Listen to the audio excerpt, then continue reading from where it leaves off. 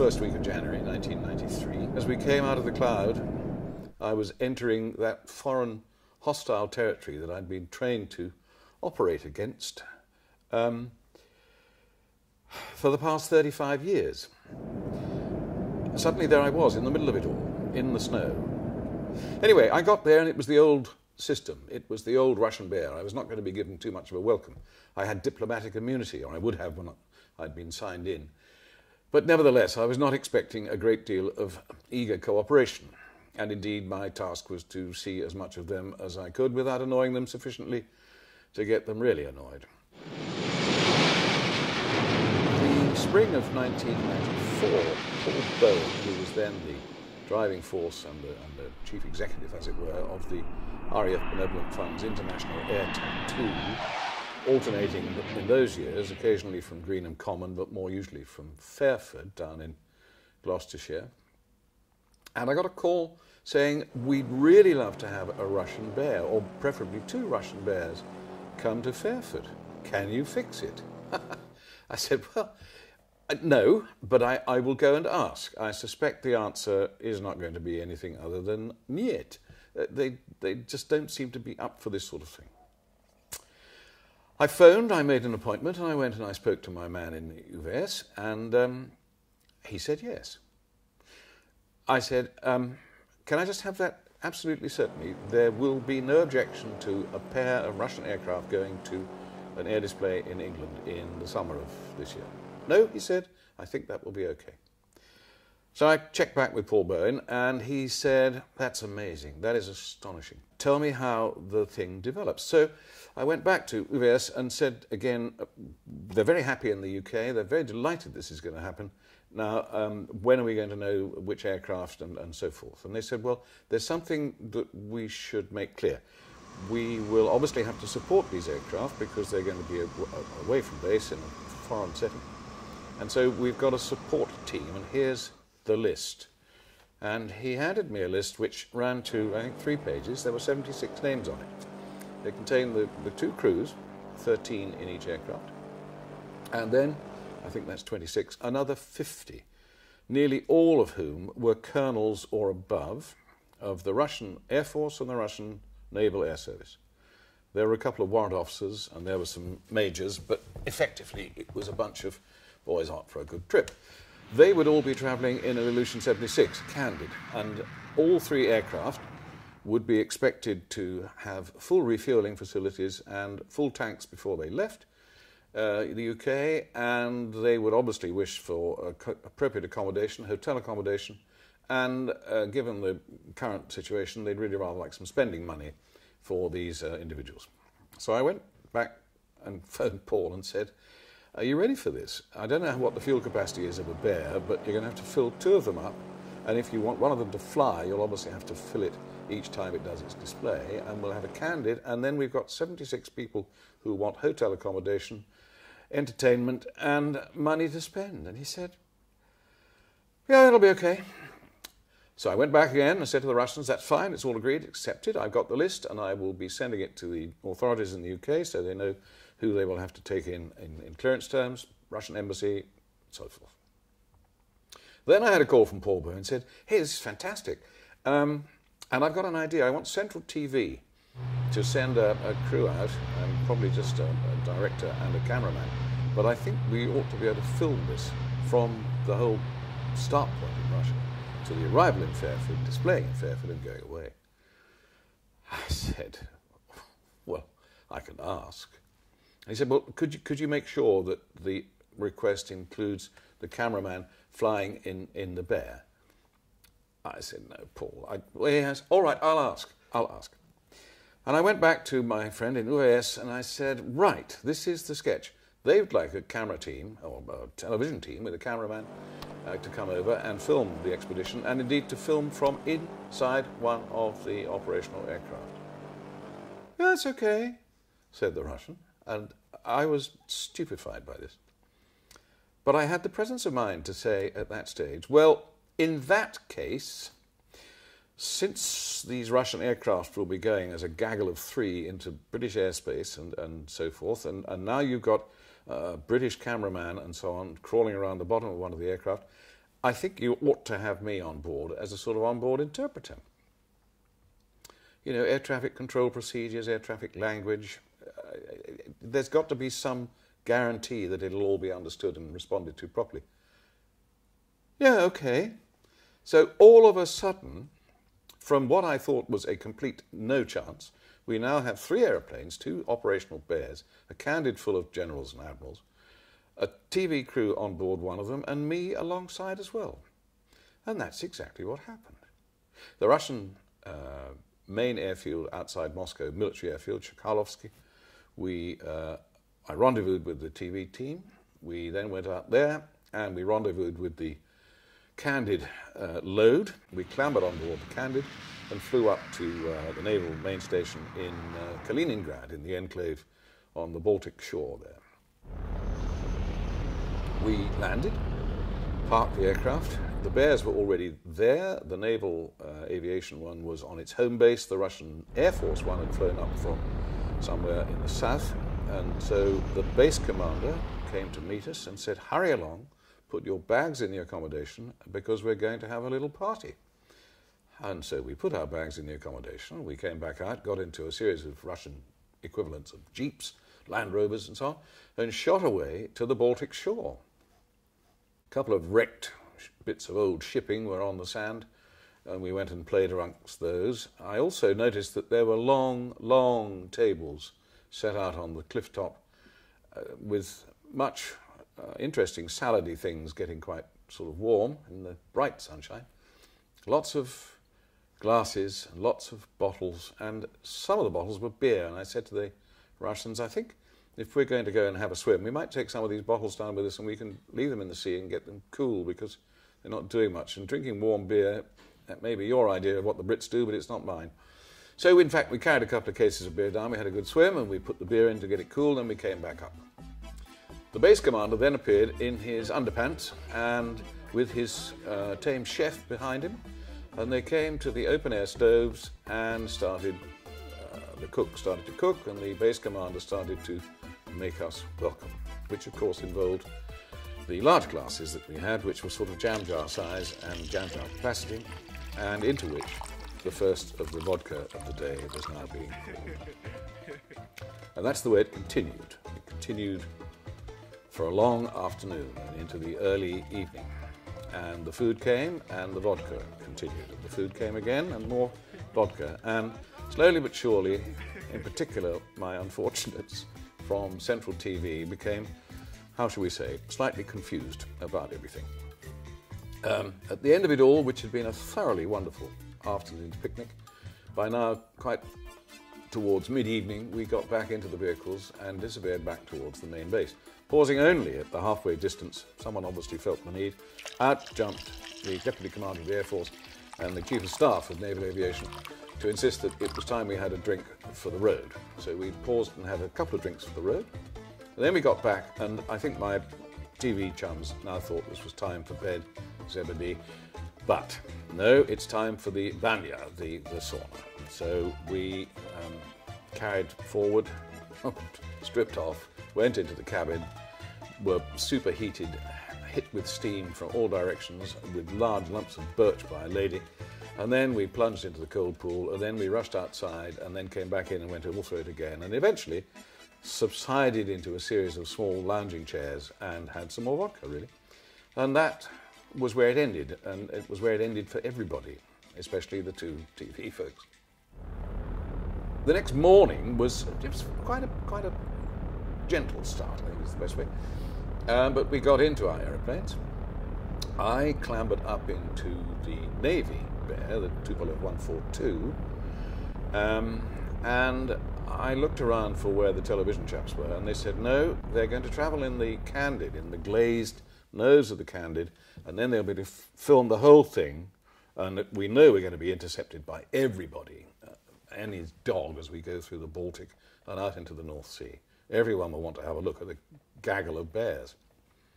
So they'll travel in the Candid, at which stage I got into my seat halfway down the back on the left side of the aeroplane. It was interesting. They started all the engines and then shut down the two inboards and taxied on the outboard engines. We taxied quite fast and got ahead of the Air Force version and got airborne and turned left heading for UK.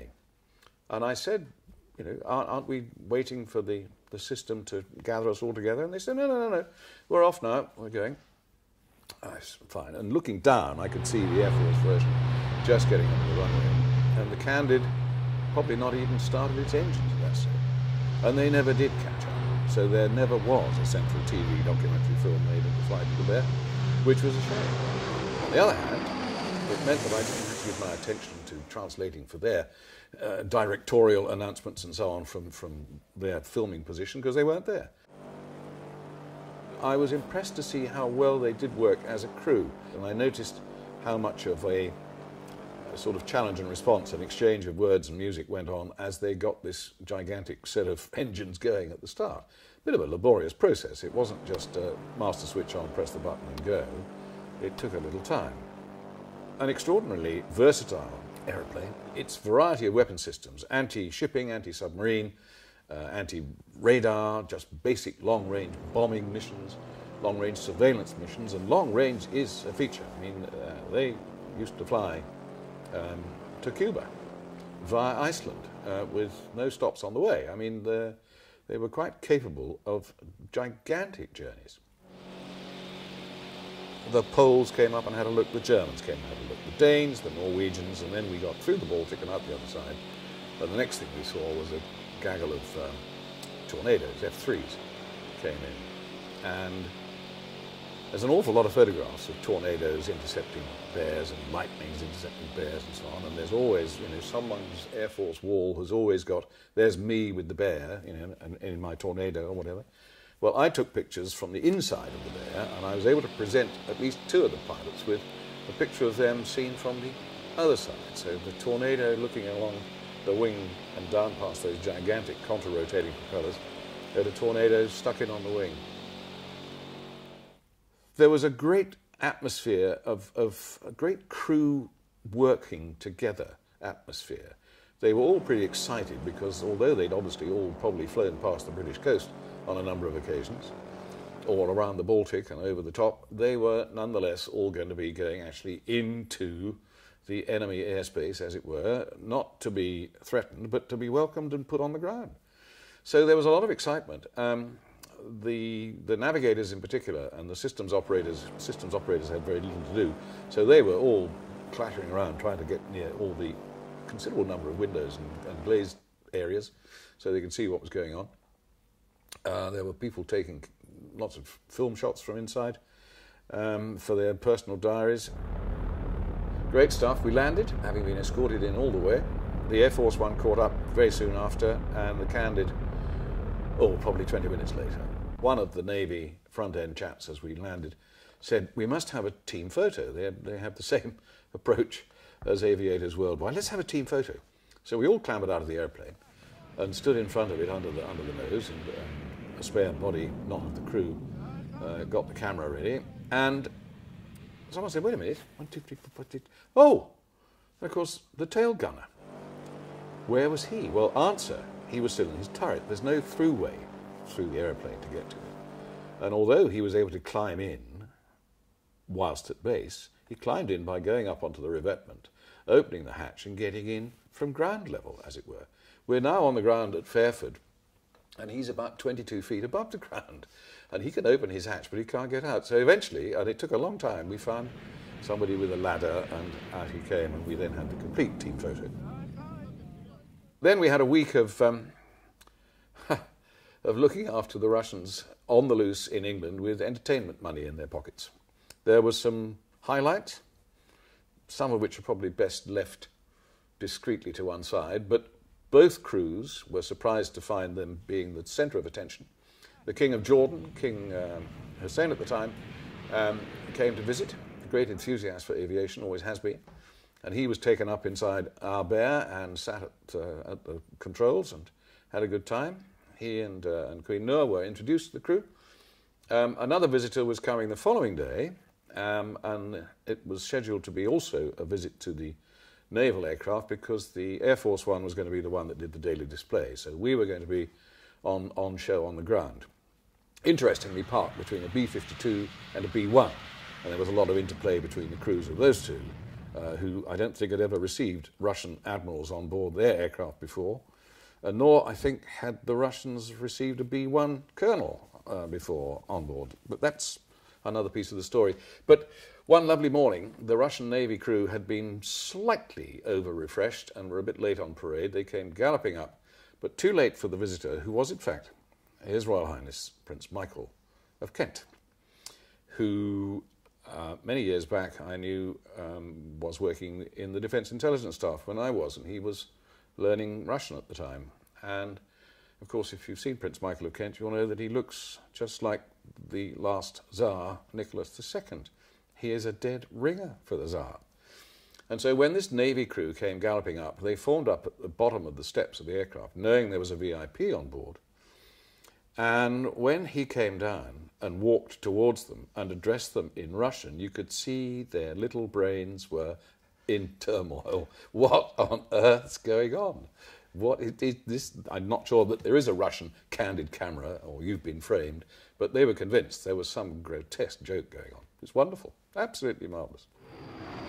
The long and the short of it was that we wrapped up at the end of a week, because we'd arrived 2 days before the weekend of shows, and we left after the shows were all over. And my last memory, and probably the last memory that the receiving British will retain, is that our accommodation was in the Bear Hotel. Nearly all of us were in the Bear Hotel in Hungerford. And the last morning, breakfast was being served at the usual pace and with the usual contents. The Russians rather enjoyed the full English. They thought that was a good idea. But their own stockkeeping and logistics management had gone to pot, and they'd got no vodka. So they needed some vodka to help the breakfast down. That's the sort of thing you do. And so the Bear Hotel at Hungerford, the hotel manager, I still don't know that he was really feeling that he could do it, but he was asked if he could serve some ice-cold vodka with breakfast, if you don't mind. He eventually did, and that was fine, and we then proceeded. I have to say, I'll be quite fair here, that the up-front operating members of the crew were not drinking vodka at breakfast time. Some of those further down the back were, however, and enjoying it. But we clambered back into the air and went off and did the return journey. It was about a 3-hour sort, just short of 3 hours. And we were again escorted, some lovely pictures of tornadoes out on the wing and others coming in. One of the non-operating accompanying fellows blagged his way onto our aeroplane on the way back. He wanted to get back faster than the gaggle who were coming home in the Candid. So he hitched a ride with us, and all the rest were in standard sort of grow bag green, rather like our flying suits. Not a great deal of difference there. He was in a lightweight blue one, and I said, that's very smart. And he was sitting on the floor beside me. He was one of those who had breakfast with vodka, and he'd found a bottle in his bag, and he was now having some more. So until he became totally incoherent, I asked him a number of questions, and he was tear-stained because I said, why have you got this lightweight blue suit? He said, that's what we always wore when we went to Cuba. Oh, Cuba. The sun, he said, the sand, the sea, sex. Oh. I mean, he clearly had enjoyed his chance in the other totalitarian regime of the world, ignoring North Korea. And Cuba was obviously a haven. And of course, if you've served in the far north of Russia for most of your serving life, first thing you have to recall is that that was not all the bad that it could be, because for those serving in the far north, there was an immediate pay supplement, which tended to take the edge off some of the hardship up there.